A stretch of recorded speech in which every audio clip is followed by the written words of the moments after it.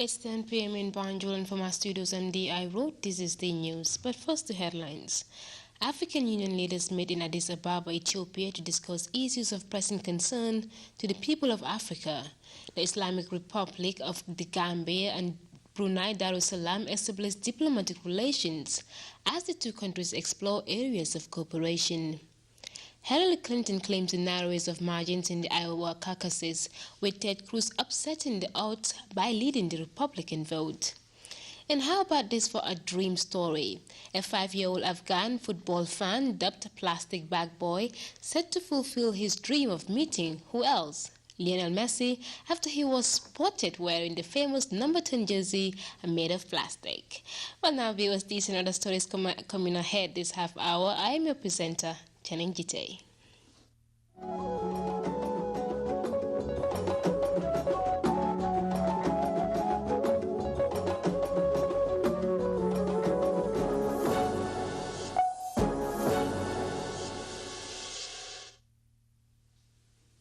Welcome back.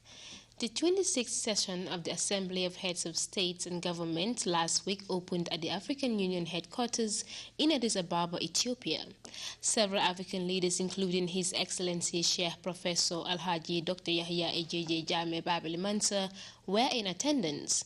As we hear in this report, this year's summit focused on human rights and women, as the year 2016 has been dedicated to women by the Continental Body. Mamoudou Diallo has more on that.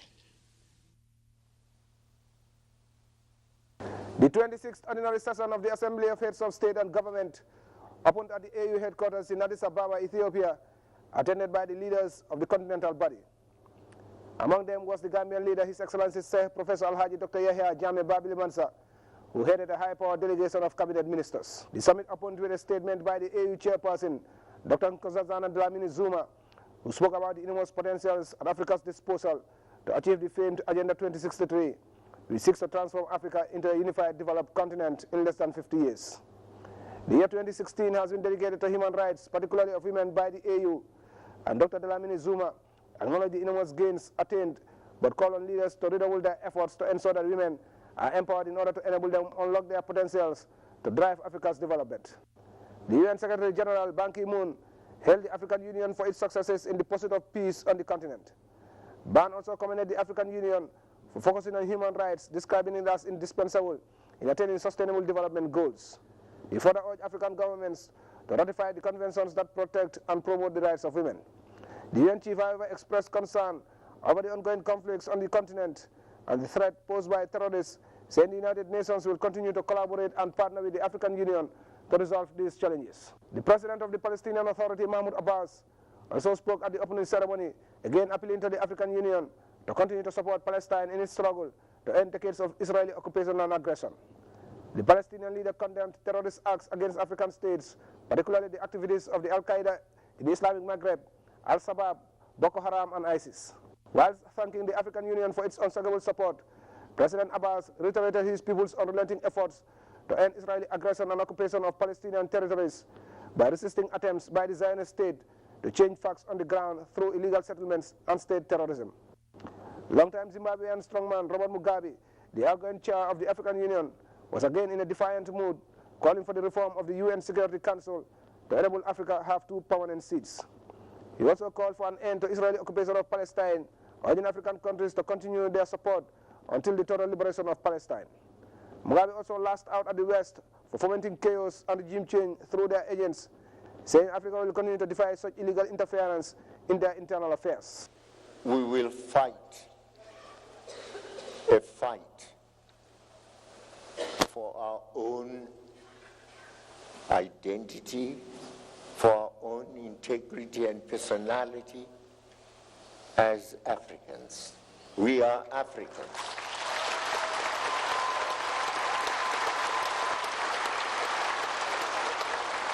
If we decide, as we shall certainly do so one of these days, that down within the United Nations, we are not members of it, others are real members of it, we are artificial members of it, and we can't continue to be artificial members of it. How can only a handful of people, in fact, it's only America and the Europeans, those who say they are white-skinned, because they are white-skinned, anybody else who is not like us shall not have the power and strength, integrity that we have. On the home front, President Mugabe called on member states to intensify efforts to silence the guns by 2020, singling out war as one of the challenges holding back peace on the continent. He, however, said that some commendable gains have been achieved, emulating the peaceful democratic elections that took place on the continent, saying Africa has come of age as far as democracy is concerned. The incoming chair, Idris Deby Itno of Chad, who succeeded his Zimbabwean counterpart, expressed profound gratitude to the veteran leader for successfully steering the affairs of the African Union during the past year. He spoke of his desire to confront the challenges that enable Africa project itself internationally as a big player by adapting to the dynamics of world politics. The Chadian leader called for a more assertive Africa by taking full control of its affairs and ending dependence on the outside world. He called for the reform of the African Union to make it more responsive to the needs of Africans. President Deby called on his counterparts to do more to end the conflict in Libya, where terrorist elements are moving fast to fill the vacuum created as a result of the collapse of the state. He, however, called for more efforts to resolve the root causes of terrorism, singling out poverty as the most serious cause, as terrorists exploit and brainwash the poor into violence. At the end of the opening ceremony, the leaders later held a closed-door meeting which lasted hours. Mamadou Diallo, GRTS News. The project under the United Nations Conference on Trade and Development implemented by the Gambia Investment and Export Promotion Agency, GITTEH, and supported by the United Nations Development Programme, UNDP Banjul Office, recently graduated its 18th batch of aspiring and budding entrepreneurs. As we hear in this report, the week-long training aims at modifying their behaviors to become successful in their businesses.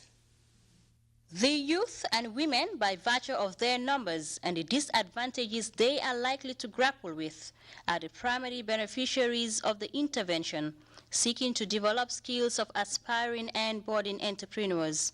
Since it began operations, the multi-million-dollar project has been making inroads. We are currently formulating the new country program. The ongoing country program is ending this year. And it is in the context of that country program that these activities are taking place.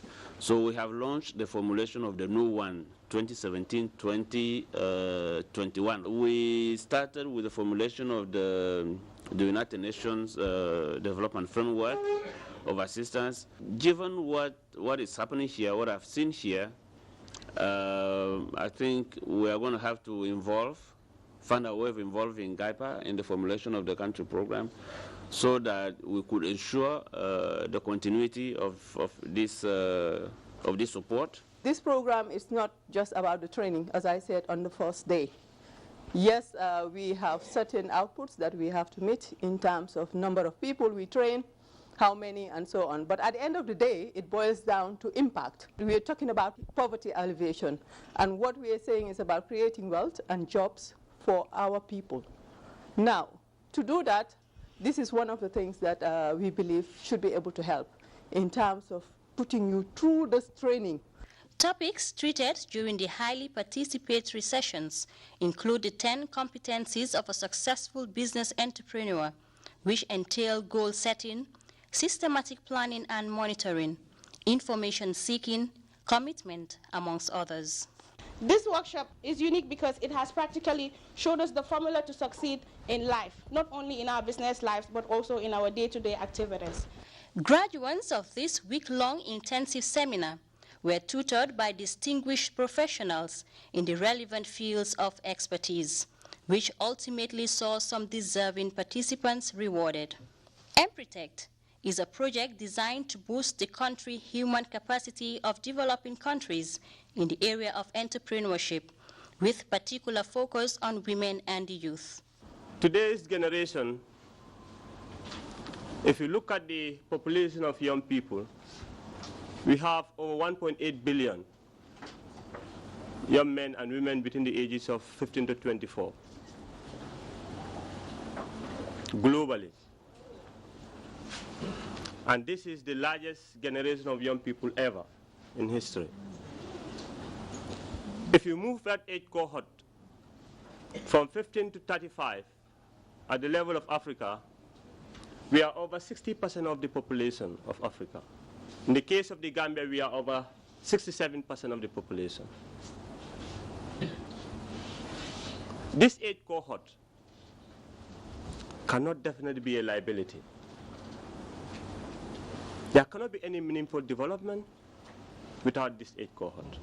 And as the over $2 million scheme continues to deliver on its mandate, the graduating class and the 17 others that preceded them could not be more grateful for the know-how gathered, which will certainly come in handy as they strive to promote career growth, work towards building their businesses whilst contributing to growth of the economy.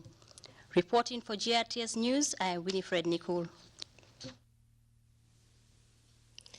On the 21st January 2016, a joint communique was signed between the Republic of the Gambia and Brunei Darussalam in the Malaysian capital Kuala Lumpur. The communique signed on behalf of the Gambia by His Excellency Ambassador Abubakar Jah and High Commissioner Dato Paduka Haji Alaihuddin bin Haji Awang Muhud Taha of Brunei Darussalam amid a release from the Foreign Ministry in Banjul stated that after the signing ceremony held at the Brunei Darussalam Embassy, the two diplomats discussed important areas of cooperation and two countries can explore, particularly in the areas of health, tourism, agriculture, trade, and investment. The ceremony was attended by officials from the Gambian Embassy and Brunei Darussalam. The two top diplomats described the occasion as holistic. The release added, Ambassador Jah also conveyed messages of goodwill from the Gambian President, Sheikh Professor Dr. Alhaji Yahya Ejeje Jammeh Babili Mansa, his commitment to strengthening ties between the Gambia and Brunei Darussalam. High Commissioner Taha also expresses similar sentiments on behalf of the Sultan of Brunei Darussalam, His Majesty Haja Hassanal Bulkai Mu'aizidin Wada'ullah. The message ends. Members of the Associated Schools Project Network Gambia Senior Secondary School chapter recently concluded a 3-day cultural field visit to some historical sites in the Gambia. The field trip, funded by the United Nations Education Scientific Cultural Organization, sought to deepen students' knowledge of UNESCO World Heritage Sites, as well as build friendship between group members in the country. Isa Educator tells us more. Experience, they call it, one that took them to some landmark historical sites of the Gambia, giving them a unique opportunity to see and learn as they read it in history books. The stone circles at Wasu, the slave house in Georgetown, and Musa Molo's tomb in Keserkunda were the places visited. Gambia is not only Banjul, and the people of the Gambia has gone far and wide. Now, where you are finding yourself here, we are actually trying to send this information for those who are also absent members, the remaining 21 schools. All right, let them realize that it is essential to expose the students, to bring the students far and wide. Let the students learn not only within their destiny where they are found, let them learn beyond. The field visit is one spearheaded by the Gambia High Associated Schools Project Network, ASPNET chapter, funded by UNESCO, a body that seeks to foster critical thinking and mutual understanding among ASPNET member schools across the country. And two, we also promote education for sustainable development, intercultural learning, peace, and peace education. These are the 4 themes that we promote. And as we promote them, we also want to make sure that their promotion should be based under the pillars of the 21st century of the associated schools. That is learning to know, learning to do, and learning to live together. These are some of the things that we always have to understand. Because the purpose of learning, we should understand, it shouldn't be only based on theory. And we should also understand that learning does not stop within the 4 corners of the classroom. As we are standing here today, we are not in the classroom. But I'm sure what we are doing or what we are engaged in right now will equally contribute a lot in your academic career. This visit, which is the first of its kind since ASPNET was introduced in schools some decades ago, took students to ASPNET member schools in Kawur and Armitage to build friendship among them as members of this close-knit association. This was followed by visits to UNESCO World Heritage Sites in the Gambia, availing the students the rare opportunity to gain in-depth knowledge of these sites, a knowledge they believe will guide them. We have been learning this in books, and now we are seeing it with our own eyes. So I hope when we go back, we'll be able to talk to some of our partners who are not here, and we'll be able to excel as far as education is concerned and exams. Because I'm sure some of these questions can come as far as history of the Gambia is concerned. A whole number of good things in this trip, because many of us, we have never traveled, but we get to know more places, more people, and our history. The expedition provided the eager students the rare opportunity to indulge in one-on-one discussion with historians at these historical sites. It was made known to them that the stone circles in Wasu constitute a vast sacred landscape that reflects a prosperous and highly organized society. It will develop them in the aspect of like being more patriotic, knowing more about their country. It's part of education. Knowing your country, knowing yourself, and then you can be what? The architect of your own destiny.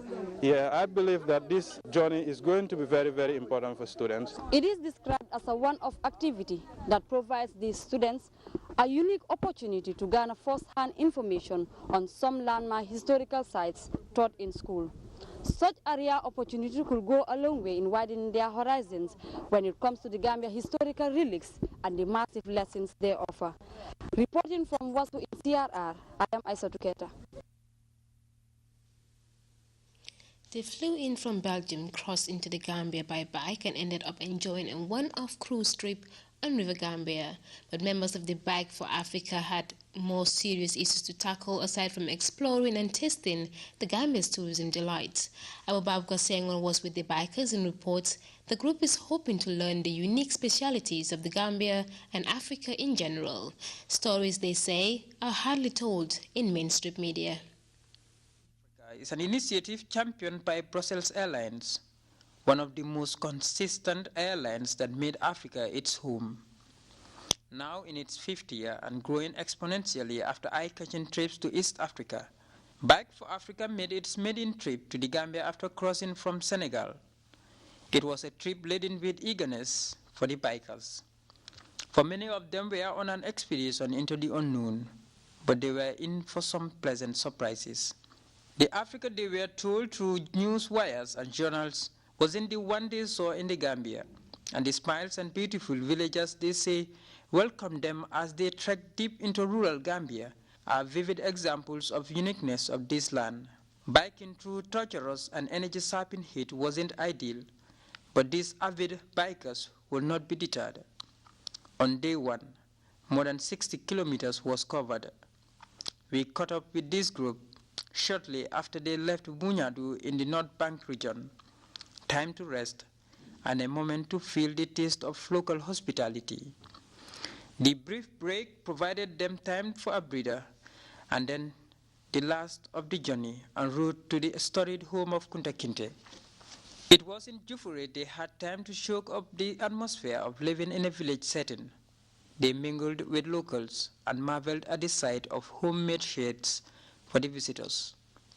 Through all of this, I was with them feeling more of a man on expedition as they were. Gambia is my country, but I have seen little of this part of my country, and this was heavenly opportunity to see the Gambia from a bird's eye view. I was in for a treat, and I wasn't alone. For me, it's actually the very, very first time I come to Africa, and I was, just really thrilled to come over here because I heard a lot of nice stories, and I have to admit, it's even nicer than the stories. I didn't expect people being so friendly. They're shouting us, they're supporting us, and even in the heat and everything, it's such a warm welcome, and I definitely come back. The journey for the bikers was one of real adventure, from the air to the land with bikes, and now a cruise on River Gambia, probably the world's most navigable river. The River Gambia is exotic, beautiful, and a dizzying mirror of calmness and serenity that leaves a first-timer speechless. Gambia is a very beautiful country. As soon as we cycled the first kilometers through Gambia, we saw how green the country was, how friendly the people were. So for us it's really a very special trip which we make today.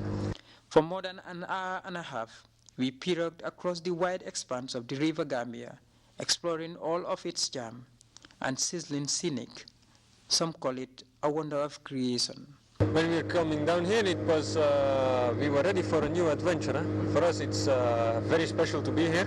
Yes, it's a very different culture. It's very different weather. And we are enjoying this. I think everybody is enjoying being here. The site of Berefet Ecotourism Lodge was the culmination of a long stretch of riverine area that meanders from the mouth of this spectacular waterway to the eastern part of the country. Berefet welcomed her guest the Gambia way. And that was one element of a hugely impressive package called Destination Gambia, being promoted by the Gambia Tourism Board. In total, we're looking at 85 people, arrivals into destinations, the Gambia, for humanitarian gesture, but also exploring the possibilities of tourism. It's an addition to our product suite. It's an addition to the successes that are currently being registered by tourism. With the innovation that is taking place, the strategic thinking and direction of the tourism industry is now in the making.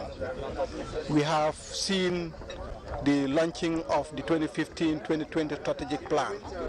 With beyond at least 1 month into 2016, we begin to see the implementation of the strategic document. So that tells you it was well thought of, well calculated, and inshallah, God willing, we will implement the strategy to the letter. For these bikers, it was a combination of well-defined choices in their lives. But to marry the beauty of a scenic exploration and the joy of reaching out to others was just too easy a choice. For GRTS News, this is Babukar Senghor. What a clear showcase of Gambian delight there. Well, with that, we take our first break. We'll be right back with news from outside the Gambia. Do stay tuned.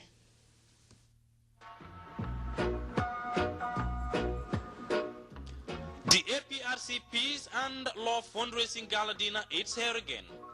Yes, the Party of Peace, Progress and One Love brings you Valentine's Gala Dinner. Under the chief patronage of His Excellency Sheikh Professor Dr. Haji Yahya AJJ Jame Babili Mansa, President of the Gambia and APRC Party Chairman. The Alliance for Patriotic Reorientation and Construction, APRC, invites you to its Grand Peace and Love Fundraising Gala Dinner, happening on Saturday, 13 February 2016. Venue is at the Senegambia Beach Hotel, commencing at 8 p.m. It is a night of excellence and style. Artists performing include Jaliba Kuyate and Kumareban, Jalikeba Kuyate, Usunjai Senior, Abu Anfafa and Baibabu. Enjoy Valentine's with the APRC with one love and one heart. For more information, call 3319744 2222203 or 4496968.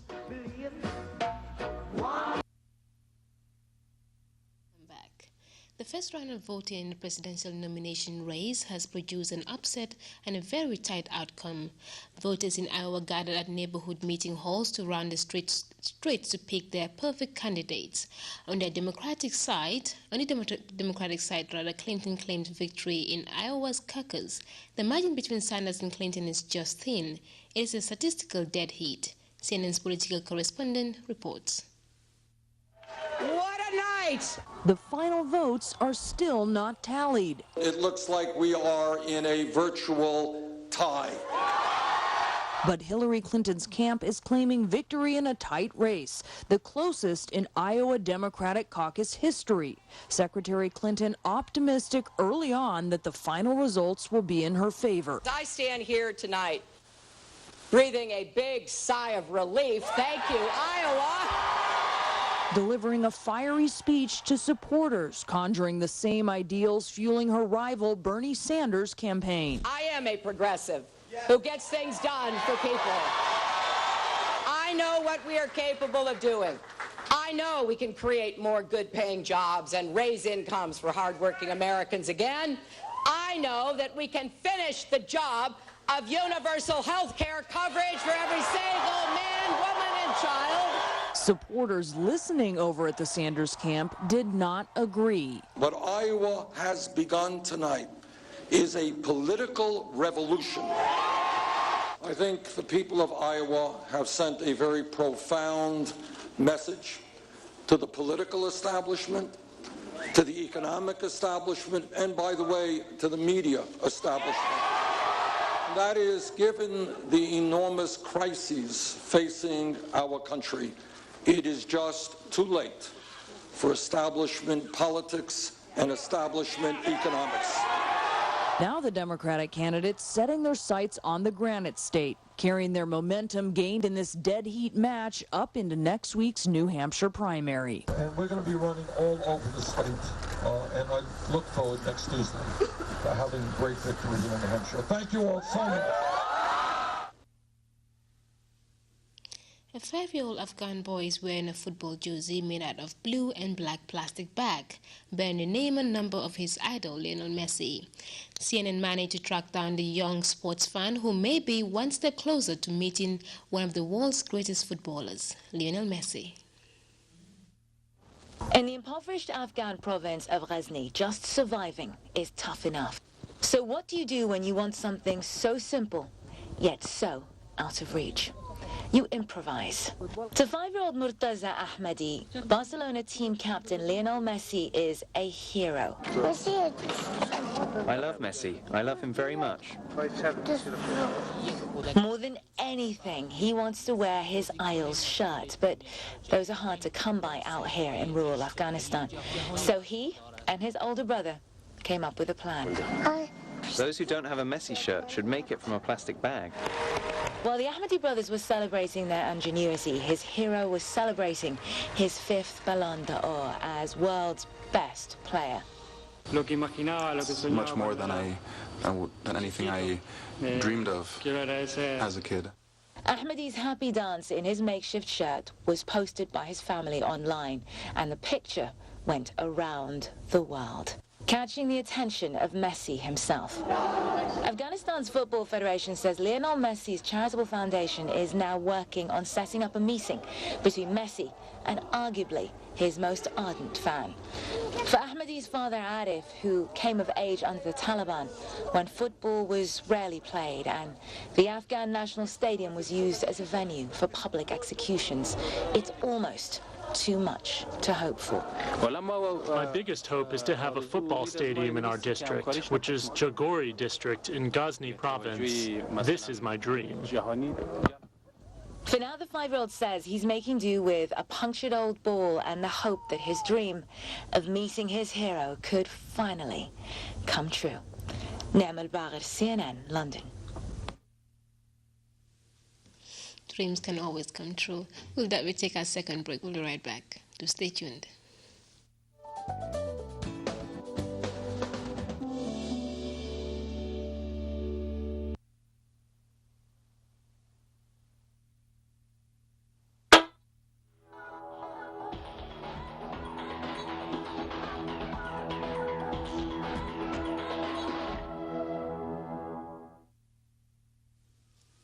Welcome back. Late Lamin Sen FC have been crowned champions of SO Youth and Sports Development Committee organized tournament following a 1-0 defeat of the Young Scorpions in the Village 2015-2016 league final. GRTS's Momodu S. Jallo reports. It was a tough decision by the sports crew to go by the boot, but you can see we have to take the risk to cross through the boat to go attend the SL final. So we are on the way to the SL football field. The final was between Late Lamin Sen Football Club and Young Scorpions Football Club, battling for SL's most coveted football prize, the Nawetan League final organized by the SL Youth and Sports Committee. The colorful final, attended by football enthusiasts from far and near, produced a thrilling contest with some spectacular display of beautiful football, lovely skills, individual brilliance, and a late drama. Substitute Lamin Fai was the hero of the evening, coming from the bench to score the winner in stoppage time for LL Sen Football Club. Both sides made a promising start to the game, with the two sides fighting for control of the game. Young Scorpions, in their all-white with green strips, look more enterprising in the opening minutes by trying to put some early pressure on their opponents. But Late Lamin Sen gradually found their rhythm, and it becomes an even contest. The first half produced few clear-cut chances, with more of the play dominated by the battle for control of the midfield, where LL Sen's midfield maestro, Bailoba, was outstanding pulling the strings for his side. Fans of the two sides remained on top of their voices throughout the game, urging their respective sides to go for glory. The first period ended goalless. During the interval, the Norga Limited Company made a presentation of football materials to the SL Sports Committee. The two teams remained unchanged after the interval, but it was mainly a one-sided affair in the second period, with LLC the dominant side. Chasing their first league title in this competition, LLC, formerly called Conby Football Club, mounted a relentless pressure on the young Scorpions and could have taken the lead on several occasions had it not been for some poor finishing in front of goal. Bailoba continued to lead the Lions for his side, creating havoc in the Scorpions' defense. With the game heading to penalties, a late drama happened when substitute Lamin Faye capitalized on a serious defensive error to break the deadlock with a cool finish to earn his side a deserved victory, and what a perfect time to score. The LLC bench and fans went wild as the ball hit the back of the net. The remaining time was too little for young Scorpions to make any comeback, and the hero of the day was the youngest member of the team. Yeah, I feel so excited because if you see, I'm part of the youngest players in the team. So, and the team, you know, they show me that you have to prove yourself. So, and I have that, you know, concept. So that's why anytime they bring me from the bench, I have to make the difference because I always have the faith. These were the reactions of the two coaches after the game, beginning with the victorious coach. This year I work a lot. That gave me the success this year. You see my young striker, Lamin, he came in the second half, then everything was over with him. Definitely, I'm very happy today. Obviously, I feel sad because I was not expecting that. Because now it's football, you know, you have to accept it in good faith, you know. We just go back and prepare because we are going to play the Northern against another champion of the knockout, that's Dago. So you just go and prepare, you know, take it in good faith. That football is either you win or you lose. The pulsating final climax what has been hailed by football enthusiasts in the area as a successful tournament, much to the delight of the organizing committee. First of all thanks will go to Allah who made this day to be possible. Having said that, I am in my joyous moment in the annals of football in this surrounding. Because the football have been played in a very smooth and peaceful atmosphere, which I definitely like, because the team, both teams and fans have comported themselves and in a very peaceful atmosphere. It was a joyous moment for late Lamin Saint Football Club, who were crowned champions of SL, with a cash prize of $20,000, whilst Young Scorpions received $15,000 as runners-up.